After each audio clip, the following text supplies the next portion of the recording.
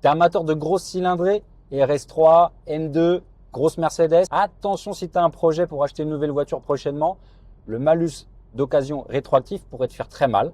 Mais pas non plus paniquer, il y a beaucoup de fausses informations qui tournent en ce moment sur Internet. Ça ne concerne pas beaucoup de voitures, mais je t'explique ce qu'il faut absolument vérifier pour pas se retrouver dans le caca. Si tu as un joli projet d'acheter une grosse voiture, premièrement, félicitations et tant mieux pour toi, c'est que tu vas te faire plaisir au volant d'une super voiture. Il va falloir que tu t'assures à 200% que cette voiture, elle n'a pas bénéficié d'une exonération lors de sa première immatriculation. Donc, pour que tu puisses vérifier ça, tu vas pas pouvoir te fier à la carte grise ou à la facture.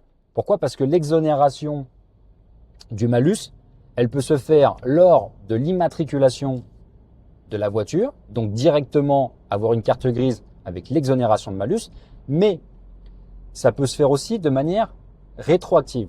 Donc, ce qui veut dire que les possesseurs de cartes d'invalidité, essentiellement, qui ont acheté des super voitures avec des gros malus et qui sont fait exonérer, ça concerne essentiellement ces types de situations, ces gens-là, ils ont très bien pu acheter une voiture en payant le malus et juste après avoir réceptionné la voiture, ils ont fait un dossier auprès de l'ANTS et ils ont été remboursés du malus. Donc, ce qui veut dire que si tu vas pour acheter une voiture sportive et que la personne te dit « Attends, je te montre la facture, le malus, il a déjà été payé », ça veut rien dire.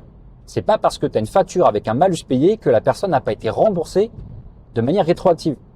Donc, la seule façon d'être sûr de ton coup, c'est de demander à l'ANTS. Si tu as un contact dans une concession automobile, prêteur commercial par exemple, qui tous les jours est en contact avec l'ANTS, ça pourrait te rendre un grand service parce que ça va permettre d'aller plus vite. Mais cette vérification, elle est impérative. Parce qu'autrement, si tu achètes une voiture relativement récente, 2022, 2023, 2021, les malus, ils étaient déjà très élevés. Et si la voiture, elle a été exonérée avant, tu peux te retrouver, toi ou la personne à qui tu la revendrais à partir de 2026, à payer une partie importante du malus qui avait été exonéré. Donc là, c'est la catastrophe. Tu perdrais 10, 15, 20 000 euros. Donc, très, très attention à tout ça. Et si tu as plus de questions, que tu veux bien savoir comment fonctionne la loi, je t'invite à aller sur ma vidéo précédente. J'ai tout expliqué pour bien te comprendre.